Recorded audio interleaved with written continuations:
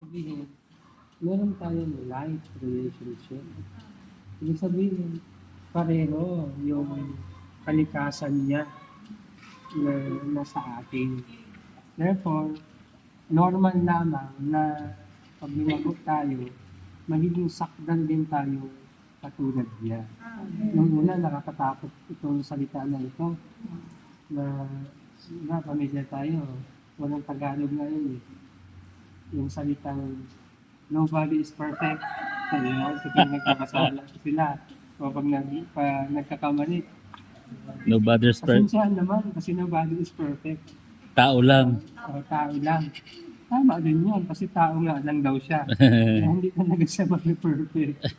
Pero dito, hindi lang tayo tao. Amen. Tayo ay Diyos, tao. Amen. Lahat tayo ay anak ng ating makalangit na Ama. Tapos, iniugnay na dito, pag dinerecho mo yung versikulo, iniugnay na pala sa pag-ibig. Kaya, ang tinutukoy niya talaga na maging sakdal tayo, maging perfect tayo, ay may kinalaman sa kanyang pag-ibig. Paano ba siya umiibig? Amen. Iniibig niya lahat ng tao. Amen. Walang pagpipili. Yes. Sabi na ni Sister kanina, kung tayong umiibig, malamang ang ibigin natin yung mababait lang sa atin. Yung nagbibigay sa atin, yung pumapansin sa atin. Oo. Pero yung mga salbahe, pati nga sa mga anak, kuminsan ganyan ang mga magulang. Hindi pantay ang kanilang pag-ibig. Oo. Pag salbahing anak, konti lang ang reward. Samantalang sa psychology, yung mas pasaway, yung mas salbahe, yun ang mas kailangan ng pag-ibig. Kasi kaya ganun yun dahil walang ng pag-ibig yun. Yung isang mabait na bata, madaming iniibig doon. Kasi mabait nga siya eh. Diba? Yung kabaitan, nag-iimbita ng natural na pag-ibig ng tao. Amen. Kaya yung mga salbahe, wala talagang nagmamahal sa kanila. Yung mga pasaway, binira ang nag-umiibig sa kanila. Right. Ngayon, ang ating Ama, pantay-pantay. Pinapaulan niya, hindi naman sobrang ulan, no? Sa lahat ng tao. Napaaraw niya. Amen. Pantay-pantay. Isig sa Victoria. Sorry, Lord. Lagi dito na ulan. Oh Lord. Pinapaulan niya sa buong mundo. Amen. Lahat, walang pinili yan. Bagamat ganun ang feeling natin minsan. Ano sa bahay lang namin umuulan. Nag-ulan. Anyway, the point is, His love is without discrimination. Tapos yung second, ang gusto kong punto dito, paano ba natin natamo yung pag-ibig na yun? Yan yung verse dun sa Romans na by the Holy Spirit He was given. He has poured out His love towards us by pouring out the Holy Spirit. Well, boring. Amen. Nung binuo siya yung Spirito, yun na, anong Spirito yun? Dito ng pag-ibig. Spirito ng pag-ibig na ayon sa 2 Timothy. Amen. Ang kailangan natin gawin ngayon, we must fan our spirit into flame. Amen. Napaka-balancing spirit yung binigay niya sa atin. Hindi niya tayo binigyan ng spirito ng karuwagan. Kundi spirito ng spirit of May kalakasan. Of course, una, power, Power. and of love, and of sober-mindedness. Balance yun.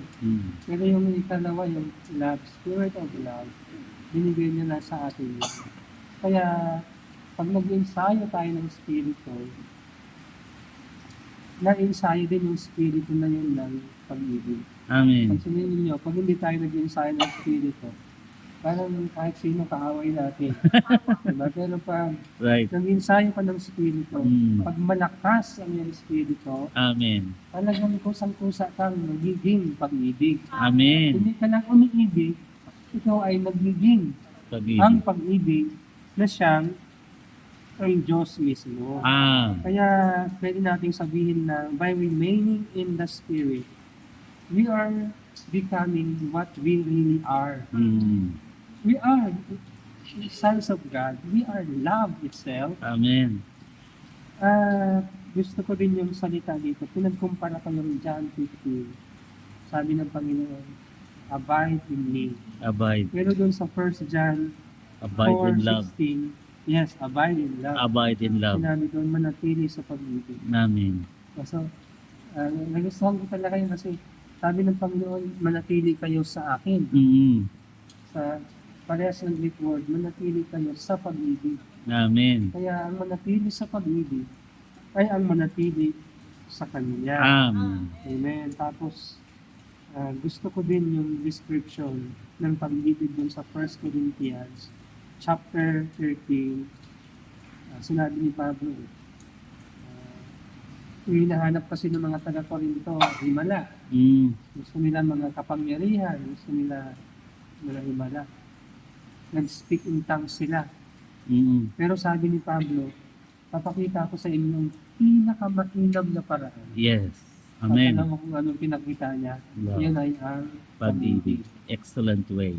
Sinabi niya, faith, hope, and love, but the greatest of them are love. Mm. Amen. Pero nung binigyan niya ng description kung ano yung pag-ibig, ito ang nagustuhan ko. Yung unang binanggit niya sa verse 4, sa Tagalog, mas nagustuhan ko. Kasi sa English yan, love suffers long. Mm. Pero pagdating mo sa Tagalog, ang pag-ibig ay nagpapahinuhod. Nagpapahinuhod. Tapos, pag iniugnay mo yung nagpapahinuhod, ang tinutukoy ni Pablo sa Gawa 20. Alam mo ba kung sino yung pagtitiisan mo, yung pagpapahinuhodan mo? Sabi niya yung mga pasaway. Mm. Sa ano yan, 1 Thessalonians 5:14. Mm.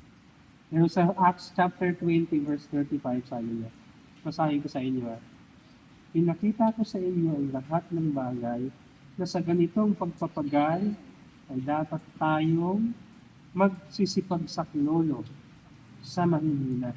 Amen. Tulungan niyo yung mahihina. Amen. Mm. Alalahanin niyo ng salita ng Panginoong Yesus na siya rin ang may sabi, lalo pang pinagpala Mm. ang magbigay kaysa tumanggap. Doon naman sa 1 Thessalonians 5:14 sinabi niya, at aming pinamamanit sa inyo mga kapatid, na inyong paalalahanan ang mga magugulo. May mga magugulo talaga sa Ecclesia. Palakasin ang mahihinang loob. Mm. Amen. Alalayan ang mga mahihina. Amen. At maging mapagpahinuhod kayo sa lahat. Maging mapagpahinuhod kayo sa lahat. Yung mahihina dito ay pwedeng tumukoy sa mahina sa pananampalataya, mahina sa espiritu, mahina sa kaluluwa, Mm. mahina sa lahat ng bagay. Amen.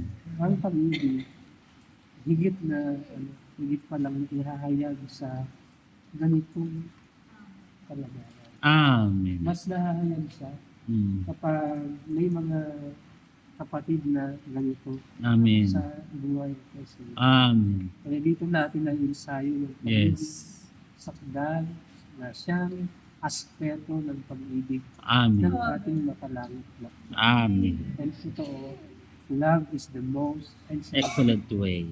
Ano man ang gawin natin ngayon, love is the most excellent. Amen. Yes. May balak kang gawin, may balak kang tumuro, may mag-meeting ka ba, may elder ka ba, may mensahe ka ba, Mm. may tutulong ka ba, love is the most Excellent. At ang sinabi mo, this is the way, this is actually the nature Amen. of God. Amen. God is love, Amen. and He has made us love.